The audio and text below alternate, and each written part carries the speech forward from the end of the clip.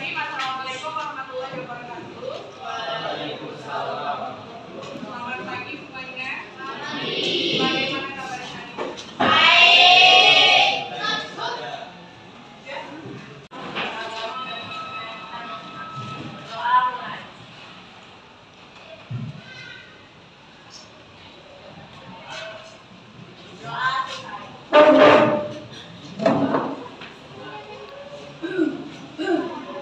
Sebelum memulai pembelajaran, dikeluarkan bukunya.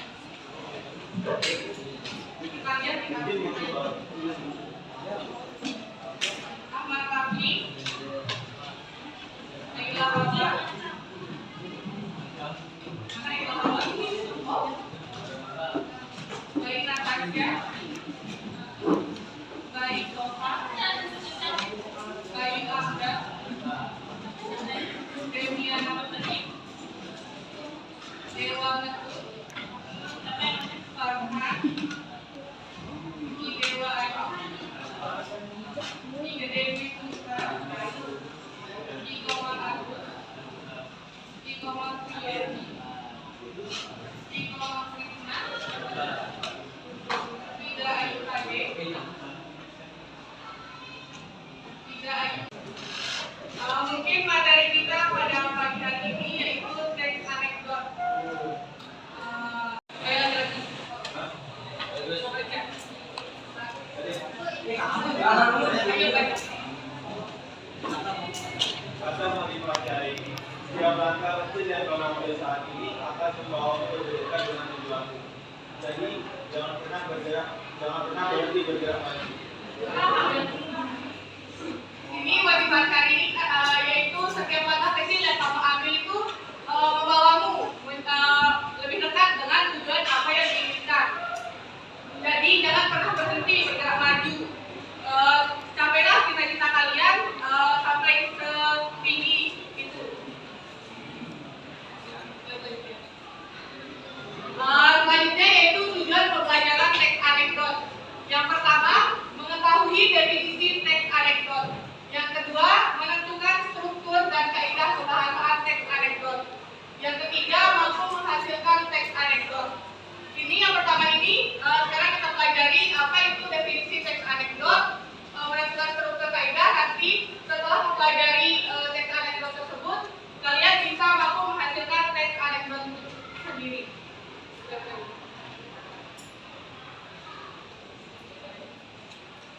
Pokok-pokok pembahasan yang ada dalam teks anekdot ini terbagi menjadi 8. Yang pertama yaitu definisi teks anekdot, yang kedua fungsi teks anekdot, yang ketiga tujuan teks anekdot, yang keempat ciri teks anekdot, yang kelima perbedaan teks anekdot dengan cerita humor, selanjutnya itu struktur teks anekdot.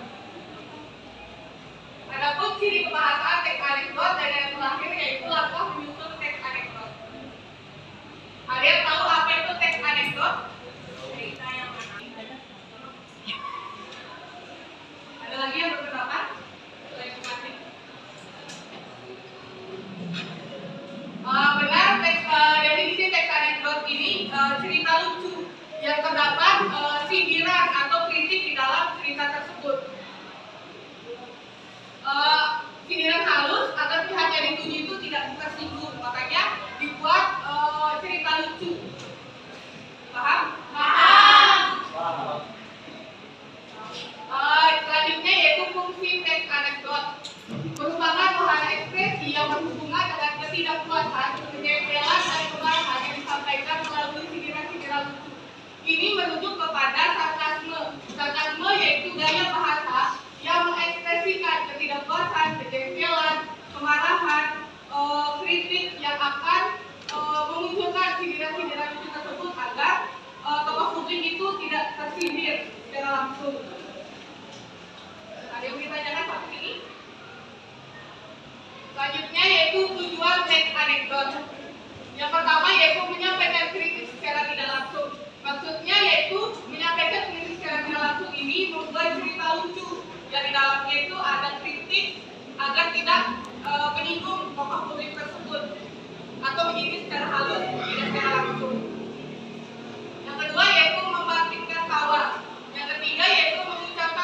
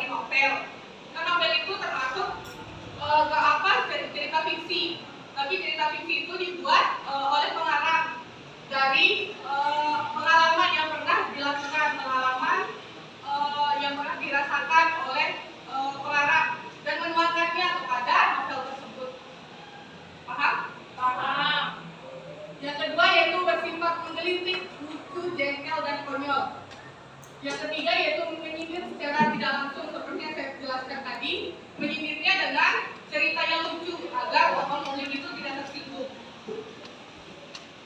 Yang keempat, di dalamnya terkandung tokoh, latar, rangkaian peristiwa, pelajaran dan nasihat. Siapa yang tahu apa aja yang termasuk di dalam latar ini? Waktu, suasana. Ya, benar. Dalam latar ini adanya latar waktu kejadian kapan peristiwa dari cerita itu terjadi, waktunya itu di mana dan suasananya itu bagaimana. Nah, di sini ada persamaan dan perbedaan teks anekdot dan cerita humor. Yang pertama yaitu teks anekdot bertujuan untuk menyindir, sedangkan cerita humor itu bertujuan untuk menghibur. Yang kedua yaitu terdapat kritik, sedangkan di cerita humor itu tidak ada kritik. Yang ketiga yaitu isinya terstruktur, sedangkan di cerita humor itu isinya tidak struktur. Yang terakhir yaitu menggunakan bahasa yang sopan dan yang baku. Yang dari cerita humor yaitu menggunakan bahasa yang kurang sopan dan sebagai humor. Paham? Paham. Ada yang mau ditanyakan? Sampai sini belum ada?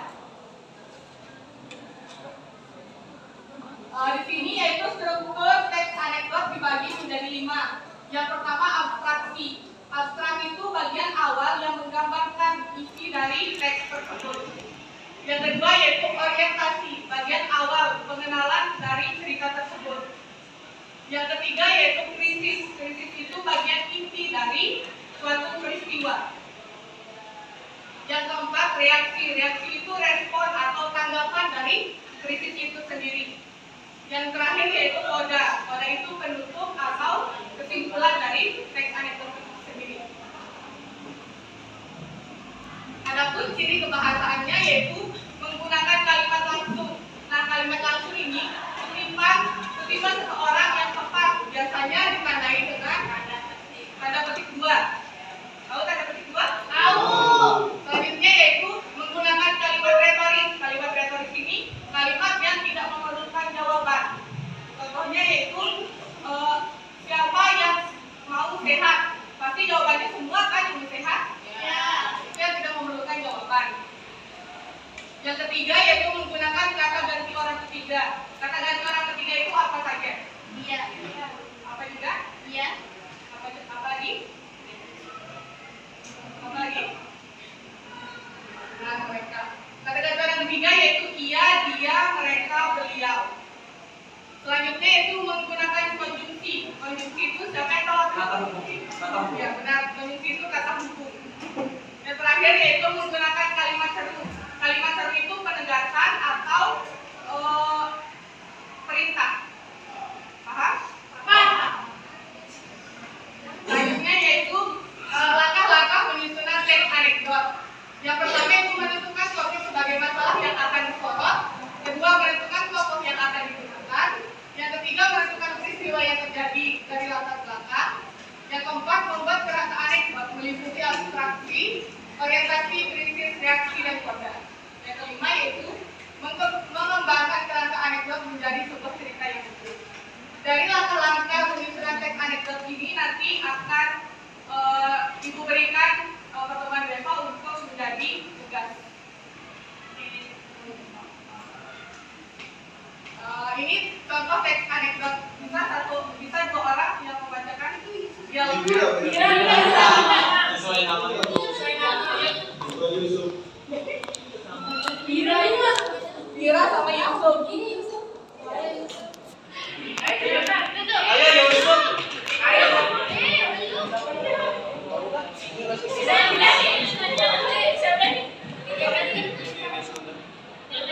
dong, Yusuf. Mana? Bawah itu bawah. Satu orang membacakan ceritanya. Cerita awalnya sebelum masuk ke dialog. Ini Yusuf. Ayo baca. Dari judulnya. Dosen yang juga menjadi pejabat. Di kantin sebuah universitas, Ira dan Yusuf, 2 orang mahasiswa sedang berbincang. Saya heran dosen ilmu politik kalau mengajar selalu duduk, tidak pernah mau berdiri. Begitu saja diperhatikan sih Yusuf. Ya Wir, kamu tahu sebabnya? Barangkali saja beliau capek atau kakinya tidak kuat berdiri. Bukan itu sebabnya Wir, sebab dia juga seorang pejabat. Loh, apa hubungannya? Ya, kalau dia berdiri, takutnya posisinya diduduki orang lain. Oh,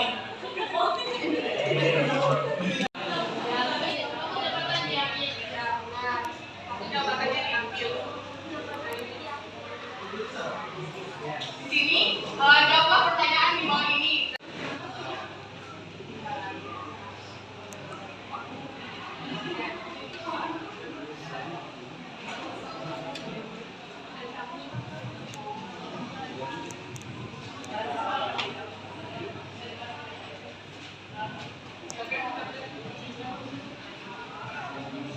Di bagian kata ganti orang ketiga itu dalam teks anekdot itu ada dua kata ganti orang ketiga. Siapa mau maju lagi satu? Kata ganti orang ketiga. Ini yang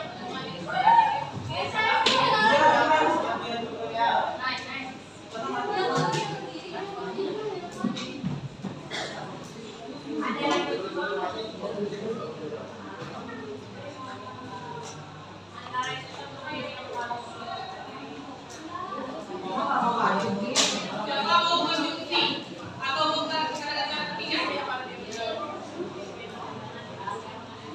Siapa yang mau?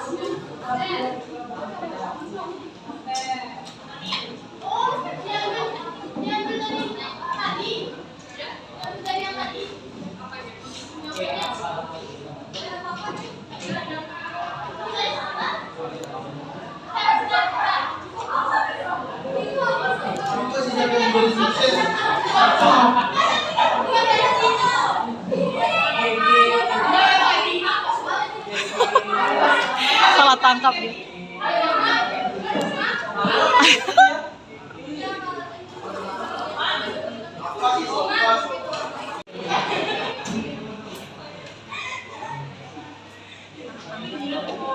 Kita sama-sama. Yang pertama yaitu kalimat langsung. Dialognya yaitu lo apa hubungannya? Ini jawabannya benar apa salah? Alasannya apa? Yang kedua yaitu kata ganti orang ketiga. Dialognya yaitu barangkali saja beliau capek atau hatinya tidak kuat berdiri. Di sini jawabannya itu benar apa salah? Nah, kata ganti orang ketiga itu apa saja tadi? Kita jelas. Sini kan ada kata Beliau. terus yang kedua yaitu bukan itu sebabnya Wir, sebab dia juga seorang pejabat. Jawabannya itu benar apa salah? Karena ada kata selanjutnya itu kalimat retoris. Kalimat retoris itu apa tadi? Yang membutuhkan jawaban. Jawabannya yaitu iya Wir, kamu sudah tahu sebabnya. Dari jawaban ini benar apa salah? Benar.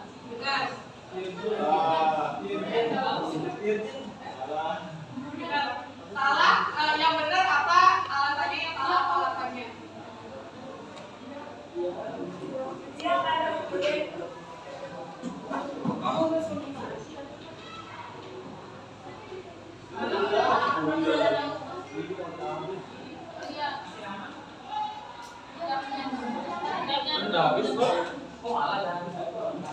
Tidak masuk di kelompok kalian, jangan ditulis ininya tugas namanya ya. Biar nanti diberi tugas sendiri.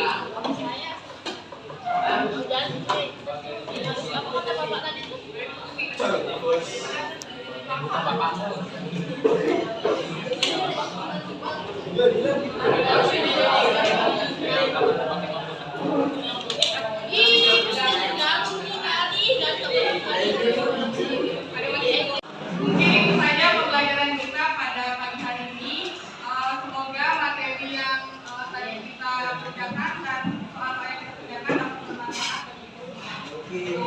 Untuk menutup pelajaran kita pada pagi hari ini, kita sama-sama berdoa.